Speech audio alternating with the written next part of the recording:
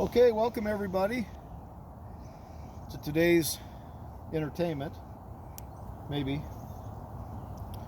we're going to do a video of a Honda 70 that is headed to bring a trailer in the near future.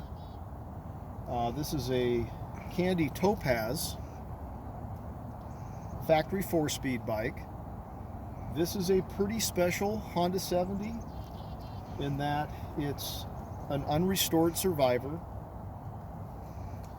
As of today, which is February 12th, it's technically Super Bowl Saturday, if that's even a real thing. I don't know, but the big game is tomorrow, nonetheless. As of Super Bowl Saturday, the bike has 988.6 miles on it. The bike is all unrestored. Paint, chrome, tires. It is a true survivor in every meaning of the word. Now that goofy looking plastic seat cover, I'm going to take that off here in a second, but I store the bike with that seat cover on just to keep it pristine, just to keep the dust off of it. But I'll go ahead and take it off, and this is probably the nicest original Honda 70 seat that you've ever seen. It's unbelievably nice, and there is not a tear, there's not a split in the seam. It is absolutely unbelievably nice. The reproductions of these are good. They're really good. I've owned quite a few reproduction seats and seat covers over the years, but the grain on the original seat covers is very unique. The heat seams and the pattern that Honda used is unique. The font, the size of the font, the spacing of the letters on an original seat cover, once you know what to look for, you can spot these really subtle differences. So, very amazing condition. I've never seen a nicer seat ever, and it's pretty spectacular. And I guess while we're talking about seats, may as well demo the bottom side of the seat here. This bike lived its life indoors. It was pampered. It was stored warm. The condition of the chrome and the paint and all the nooks and all the crannies tell the story. I've personally never seen a nicer unrestored 70 ever, and I've been really fortunate in that I've owned some amazing original bikes. I've been fortunate that I've owned some amazing restored bikes. This particular bike has been the crown jewel of our Honda collection, based on the condition, based on the story, based on the low mileage, based on the ownership history. It's a really special bike, and I can't emphasize that enough. Drake, why don't we, before we start, this is going to be a cold start video. The bike is cold currently. What I'd like to do is point out some of the flaws. It is an original paint bike, and with that, over the years, more than likely from storage, probably not even from use so much as much as it was storage, the bike does have some flaws.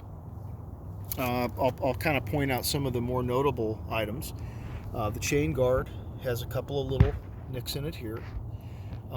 You'll notice how gorgeous the paint is. That's actually the reflection. We'll see if that comes through the video. That's the reflection of the original Honda sticker coming off the chain guard, reflecting into the paint. So the paint quality on this bike is not faded and just absolutely unbelievably nice. A little bit of wear from the 988 miles, a little bit of wear on the sides of the engine case. Nothing excessive. This bike originally had foot pegs installed. It's kind of neat that those are still with the bike. And I think I talked to a Honda concourse judge that said that this little oval-shaped decal at one point in time was a Honda sticker, that would have said Honda. And you can kind of see the remnants of the glue, or the base of the decal, if you will, on the foot peg there. So those are original to the bike. Let's see, we pointed that out. The decal, and this is just from age, has a little bit of a wrinkle in it. I think they shrink or they expand or something. I don't know exactly what causes that, but there's a very small, kind of rubbing my finger over it here, a very small wrinkle. Heck, it may have even left the factory with that. I don't know, but I wanted to point that out. All the cables and all the reflectors and everything, OEM Honda, all the washers, all the bolts, all this. I mean, it's just the people that have seen this bike, I've had some pretty respectable Honda people look at this bike, and it has been a mind blower. Everybody that's seen it has been blown away. And like I said, I have not seen a better one, and I would be surprised if there is a better one out there in the unrestored category. Front forks, a little bit of, a little flaw here, a little flaw there. The headlight bucket, and I'll highlight this when we get over to the other side of the bike. The headlight bucket has a slight crack in it, and it's from, I'm guessing it's probably shrinkage, because the headlight bucket's made out of plastic. It has a hairline crack right here, and I've had a couple of original Honda 70s over the years that have had a crack in the bucket, so I don't think it's that anything got over tightened, and I'm not convinced that something even bumped it, but I think that's the material changing its shape over time, and more than likely shrinking, and then that's the end result. So I wanted to point that out. We've got a little bit of a nick here on the front forks. That's again probably from storage or transport, would be my guess. Bike has original tires front and rear that are also consistent with the mileage on the bike. The reproduction tires are slightly different.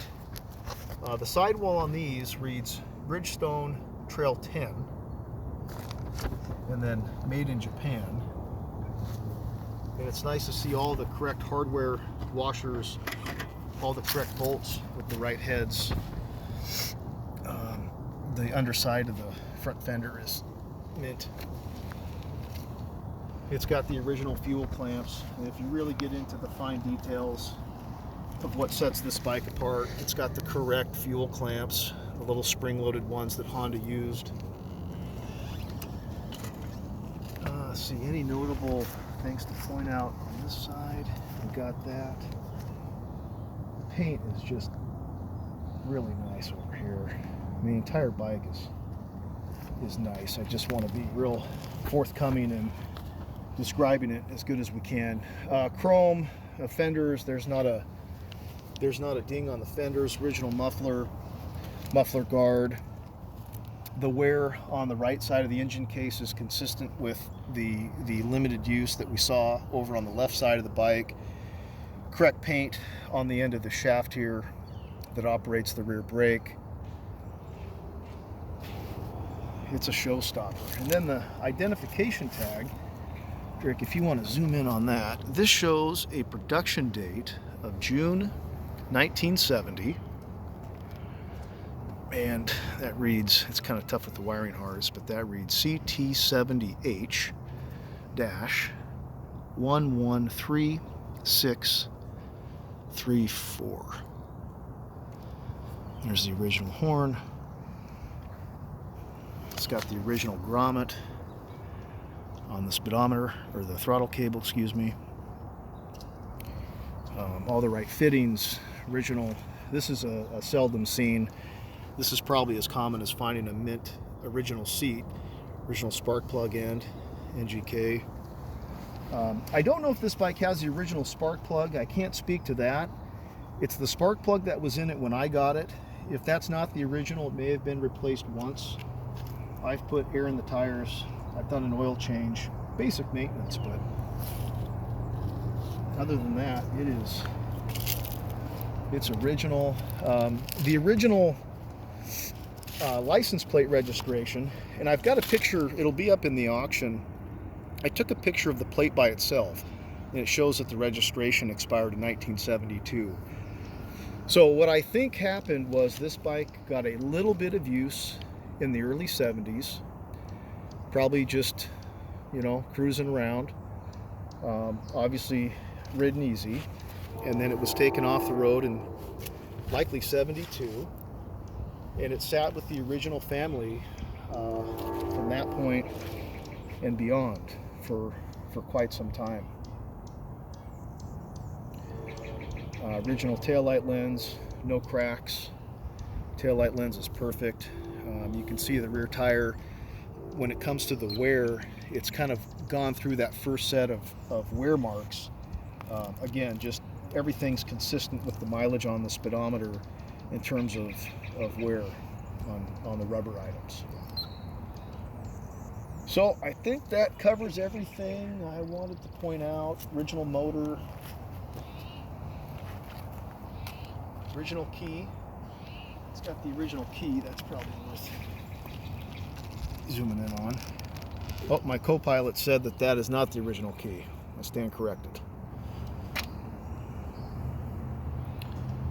Maybe that's a reproduction key. I don't know, but that's the key that came with it, at least. Okay, so let's get it started. And I've got it at about half choke. It's a really nice day here, so I don't think it's going to need a full choke. It's got a little bit of choke on, about half. So we'll start with that. Let's see if it'll start at half choke.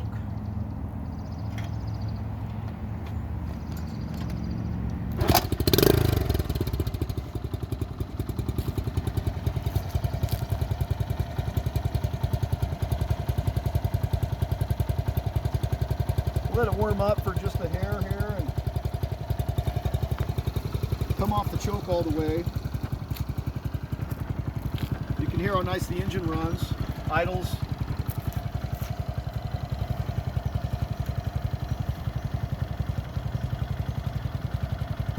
Runs like a Honda.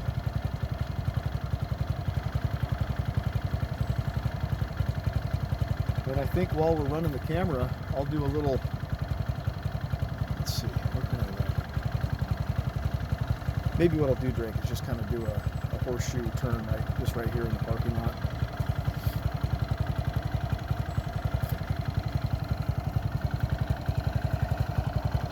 Okay, so I'm going to come off the choke fully.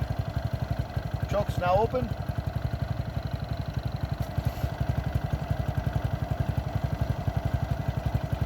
And we can do lights and horn after I give it a loop-de-loop. Okay, we're off.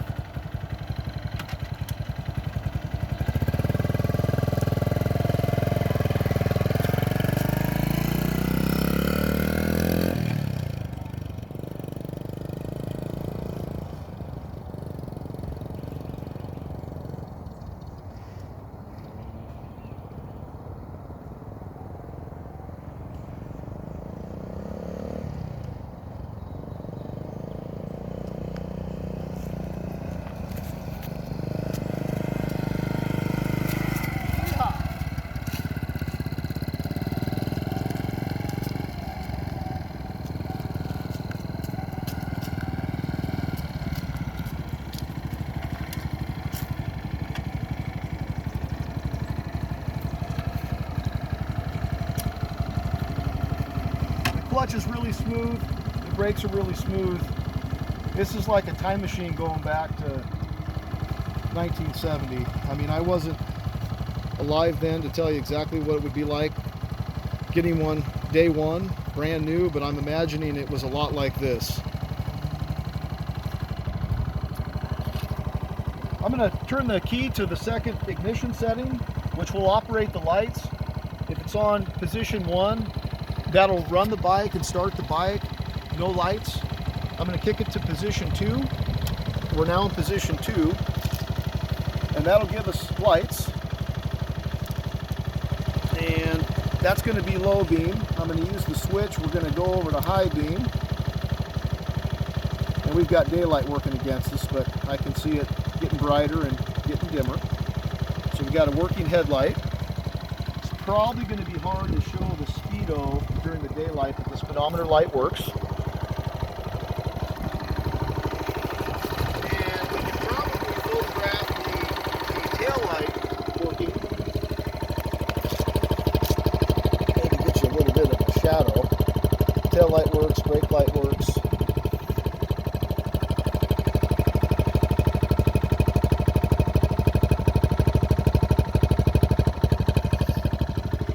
Lights, headlight, brake light, running light, and last but not least, you gotta have a working horn. Can't be cool kid on the block, not have a working horn on your Honda 70 4-speed. You know what I'm saying? Okay, so there's lights and horn. We rode it, we shifted it, we stopped it. I'm kind of a nerd when it comes to details, but this is something you rarely see, especially as a pair. These are the original zip ties. You see a lot of restorations where people get a different zip tie, maybe a Home Depot special. It's kind of your typical thin white zip tie or a black zip tie. These are the original OE Honda ones.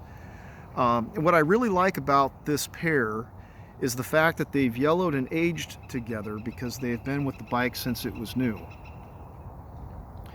And somehow, usually what will happen is one of those will fall off, and somehow the pair of them have made it. They've stayed in place. This has been, like I mentioned earlier, this has been a crown jewel in our Honda motorcycle collection. The pinnacle of all the bikes that we've been lucky enough to own and collect over the years, this has been number one.